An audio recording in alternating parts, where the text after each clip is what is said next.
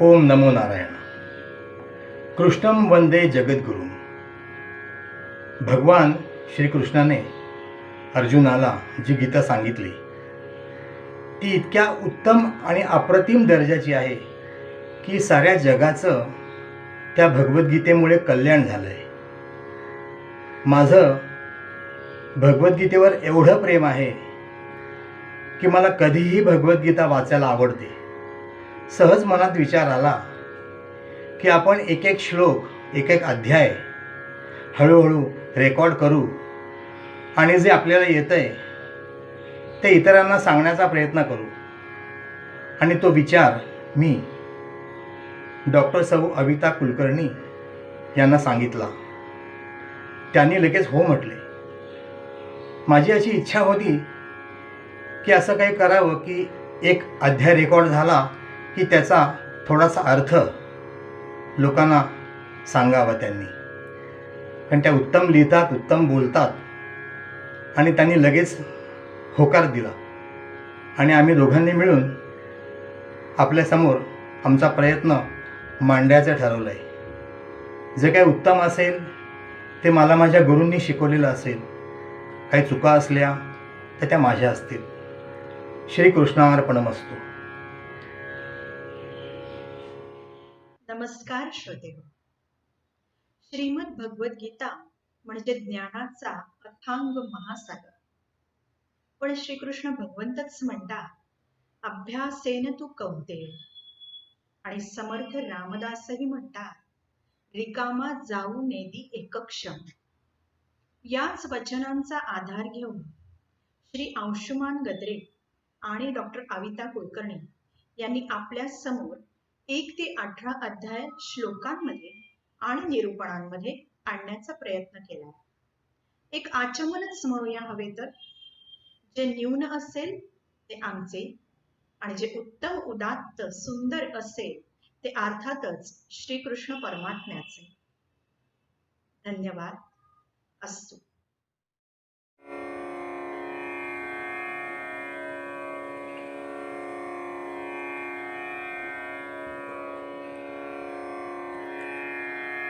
ओम श्री परमात्मने नमः. अथ चतुर्दशोऽध्यायः. श्रीभगवानुवाच. परं भूयः प्रवक्ष्यामि ज्ञानानां ज्ञानमुत्तमम्. यज्ज्ञात्वा मुनयः सर्वे परां सिद्धिमितो गताः. इदं ज्ञानमुपाश्रित्य मम साधर्म्यमागताः. सर्गेऽपि नोपजायन्ते प्रलये न व्यथन्ति च. मम यो निर्महद्ब्रह्म तस्मिन् गर्भं दधाम्यहम्.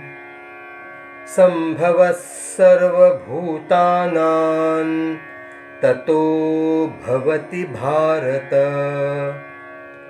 सर्वयोनिषु कौन्तेय मूर्तयः सम्भवन्ति याः. तासां ब्रह्ममहद्योनिरहं बीजप्रदः पिता. सत्त्वं रजस्तम इति गुणाः प्रकृतिसम्भवाः. निबध्नन्ति महाबाहो देहे देहिनमव्ययम्. तत्र सत्त्वं निर्मलत्वात् प्रकाशकमनामयम्. सुखसङ्गेन बध्नाति ज्ञानसङ्गेन चानघ. रजोरागात्मकं विद्धि तृष्णा संगसमुद्भवम्. तन्निबध्नाति कौन्तेय कर्मसङ्गेन देहिनम् तमस्त्वज्ञानजं विद्धि मोहनं सर्वदेहिनाम् प्रमादालस्य निद्राभिस्तन्निबध्नाति भारत सत्वं सुखे संजयति रजः कर्मणि भारत ज्ञानमावृत्य तु तमः प्रमादे संजयत्युत रजस्तमश्चाभिभूय सत्वं भवति भारत रजःसत्त्वं तमश्चैव तमःसत्त्वं रजस्तथा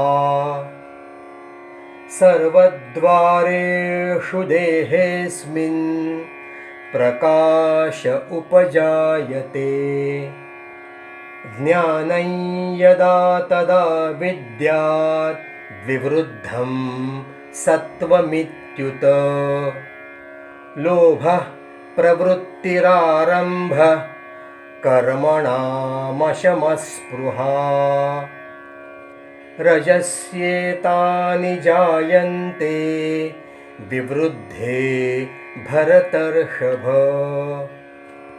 अप्रकाशो प्रवृत्तिश्च प्रमादो मोह एव च तमस्येतानि जायन्ते विवृद्धे कुरु नन्दन यदा सत्त्वे प्रवृद्धे तु प्रलयं याति देहभृत् तदोत्तमविदाल्लोकानमलान् प्रतिपद्यते रजसि प्रलयं गत्वा कर्मसङ्गिषु जायते तथा प्रलीनस्तमसि मूढयोनिषु जायते कर्मणः सुकृतस्याहुः सात्विकं निर्मलं फलम् रजसस्तु फलं दुःखमज्ञानं तमसः फलं सत्त्वात् संजायते ज्ञानं रजसो लोभ एव च प्रमादमोहौ तमसो भवतो ज्ञानमेव च ऊर्ध्वं गच्छन्ति सत्त्वस्था मध्ये तिष्ठन्ति राजसाः जघन्यगुणवृत्तिस्था अधो गच्छन्ति तामसाः नान्यं गुणेभ्यः कर्तारं यदा द्रष्टानुपश्यति गुणेभ्यश्च परं वेत्ति मद्भावं सोऽधिगच्छति गुणानेतानतीत्यत्रीन् देहि देहसमुद्भवान् जन्ममृत्युजरा दुःखैर्विमुक्तो मृतमश्नुते अर्जुन उवाच कैर्लिङ्गैस्त्रीन् गुणानेतानतीतो भवति प्रभो किमाचारः कथञ्चेतांस्त्रीन्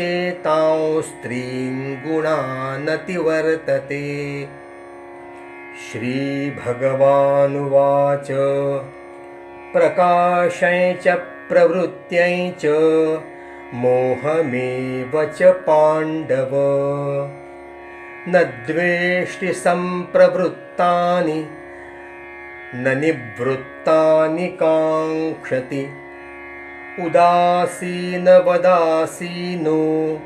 गुणैर्यो न विचाल्यते गुणा वर्तन्त इत्येव योऽवतिष्ठति नेङ्गते समदुःखसुखस्वस्थ समलोष्टाश्मकाञ्चनः तुल्यप्रिया प्रियो धीरस्तुल्यनिन्दात्मसंस्तुतिः मानापमानयोस्तुल्यस्तुल्यो मित्रारिपक्षयोः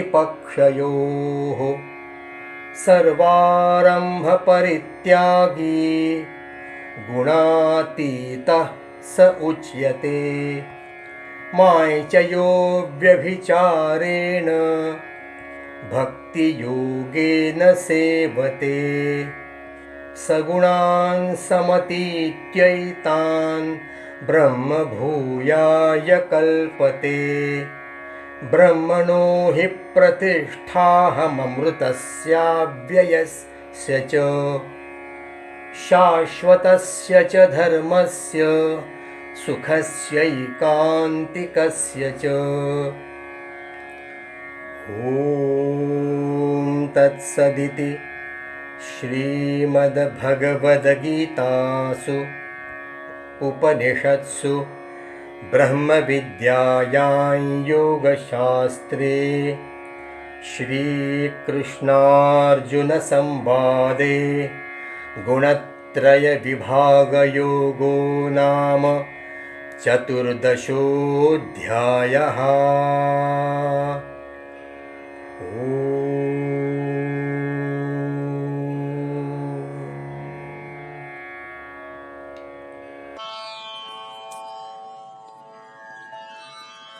अध्याय 14.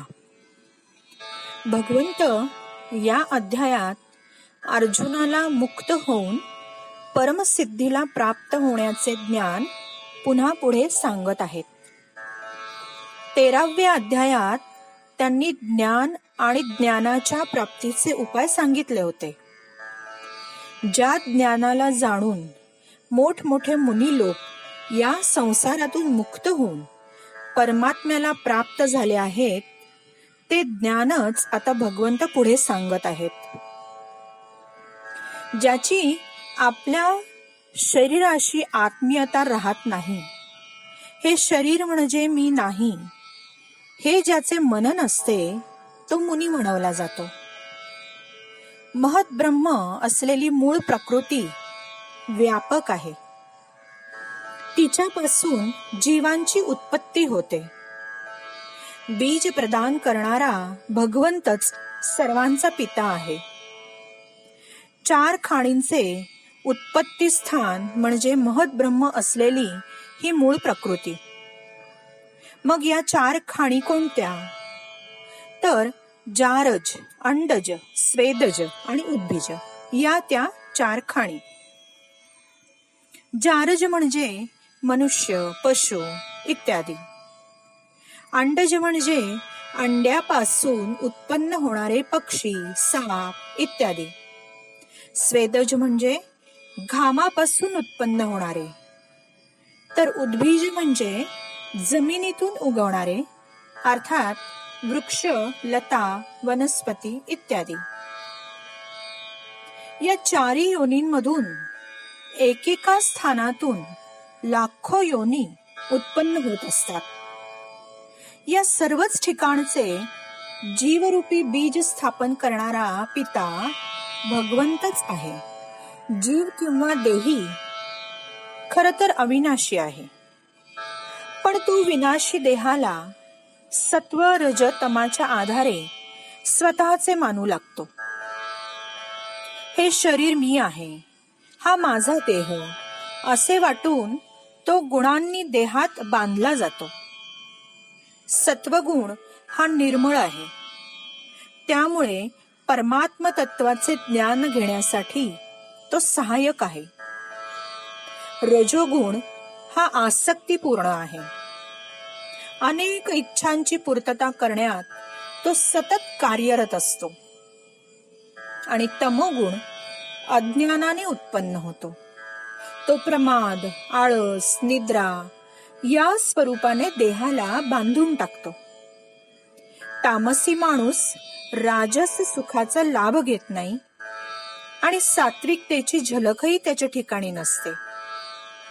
जीव स्वतः गुणातीत आहे, पण या तीनही गुणांच्या प्रभावाने तो प्रकृतीशी बांधला जातो.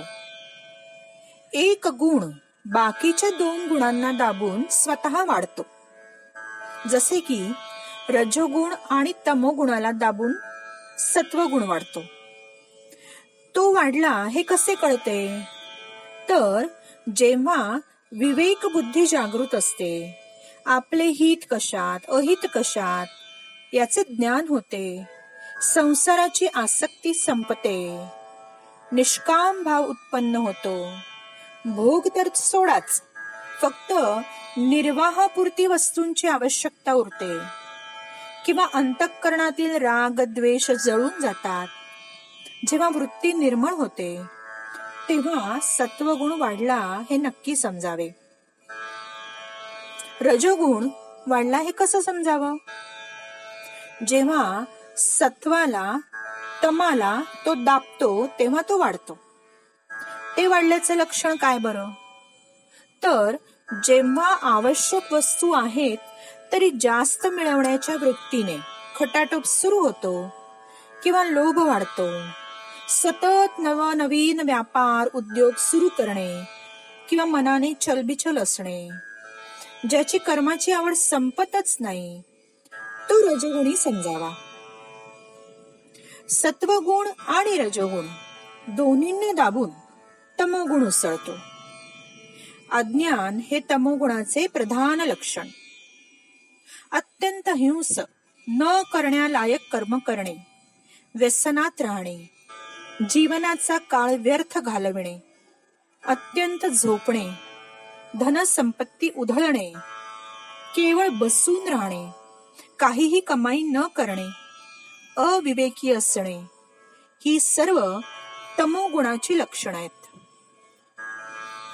प्रत्येक जीवात ही तीनही गुण कमी अधिक मात्रेमध्ये असतात. हे तीनही गुण परिवर्तनशील आहेत.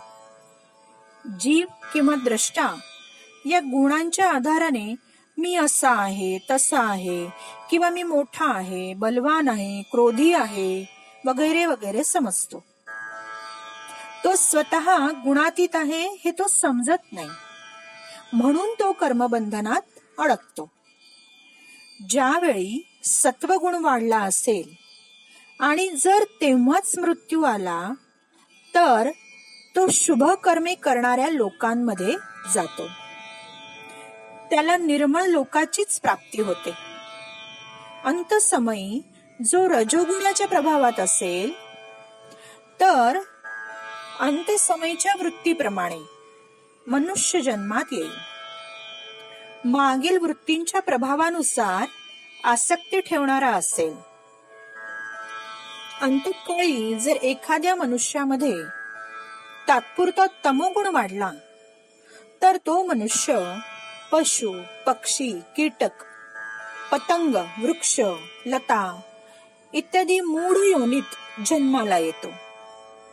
अर्थात सात्विक कर्माचे निर्मळ फल, राजस कर्माचे भोगरूपी फल जे दुःखात परिणत आणि तामसिक कर्माचे मूढ योनीतील जन्म हे फल मिळत असते. सत्वगुणी माणसे म्हणजे ज्यांनी तीर्थ, व्रते, दाने केलीत, मर्यादित भोग घेऊन दुसऱ्यांच्या सुखासाठी अन्नक्षेत्र, पाणपोया चालवल्या, परोपकार केलेत, गायींचे रक्षण केले, शुभकर्मे केलीत, ती माणसे ऊर्ध्वगतीला जातात. रजोगुणी माणसे ज्यांनी आयुष्यभर संग्रह, भोग, ऐशा आराम केला, सर्व पदार्थात आसक्ती ठेवली, ते पुन्हा पुन्हा मृत्यू लोकात जन्म घेतात. आणि तमोगुणी माणसे ज्यांनी निंदनीय कृत्ये केली, दुसऱ्यांचे अनिष्ट केले, दुसऱ्यांना दुःख दिले, कुकर्मे केलीत, आळस निद्रेतच आयुष्य घालविले, ते अधोगतीला म्हणजे भूतप्रेत, कीटक, विंचू किंवा रौरव, महारौरव इत्यादी नरकांच्या कुंडात जातात. विवेकी विचारशील मनुष्य पक्के जाणतो की हे गुण प्रकृतीपासून उत्पन्न होतात पण त्या प्रकृतीशीच जर त्याचा काही संबंध नाही, तर तिने उत्पन्न केलेल्या गुणांपासून संबंध त्याचा असेलच कसा?